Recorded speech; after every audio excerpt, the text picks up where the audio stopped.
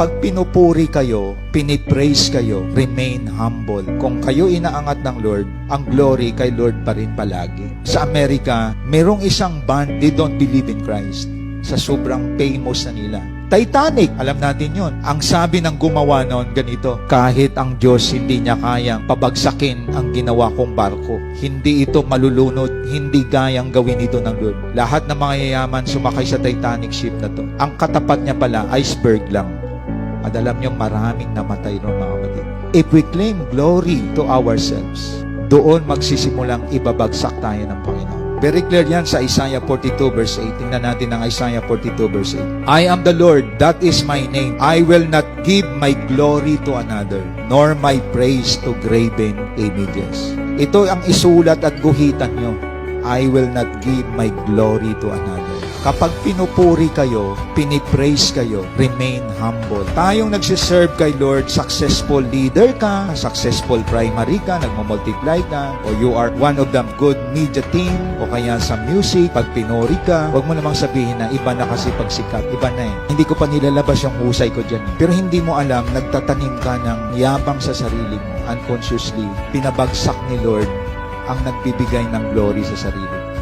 Umapak pa rin tayo, mga kapatid, sa lupa. All glory belongs to God. Kaya yung galing mo, alam mo, you are skillful. You have a nice voice in singing. You are good in using different kinds of instruments. Anything you do in the kingdom of God, all glory belongs to Him as you live a God-centered life. Ibig sabihin, lahat ng meron tayo, kaalaman, abilidad, kakayahan, Diyos ang nagbibigay niyan sa buhay mo.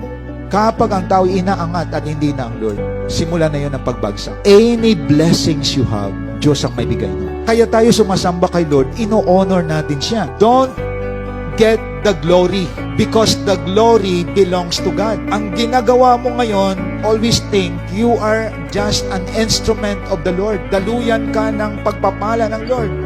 May nabasa ako minsan habang patuloy tayo sa ginagawa natin dito sa online, sabi ng Nemidan, salamat po, dinala mo ako dito. All glory belongs to God. Ibig sabihin, lahat ng mga success galing sa Lord yan, mga kapatid. Lahat ng mga fulfillment mo sa buhay galing sa Panginoon yan. Kaya, kung tingnan natin yung talino, yung galing, yung husay na meron ka, pasalamatan mo sa Lord yan. Pasalamatan mo sa Panginoon. Makikita sa iyo ang pagpahalaga. Kasi una, gusto kong makita ninyo, you know your God. That is why you have a God-centered life. Hindi ka self-conscious, hindi ka self-centered. At sino man ang mga pumupuri sa iyo, alam mo pa rin kung anong mga kilos ang dapat mong gawin. Lord, all glory belongs to you. All praises belongs to you. Instrumento lamang ako, Panginoon, kung bakit lumago ang cell group na to. Bakit I was able to complete my disciple. I am just an instrument because I believe in you, Lord. Bantayan natin ang sarili natin na hindi self-glory. Dapat ang Diyos ang mag-glorify sa buhay po natin.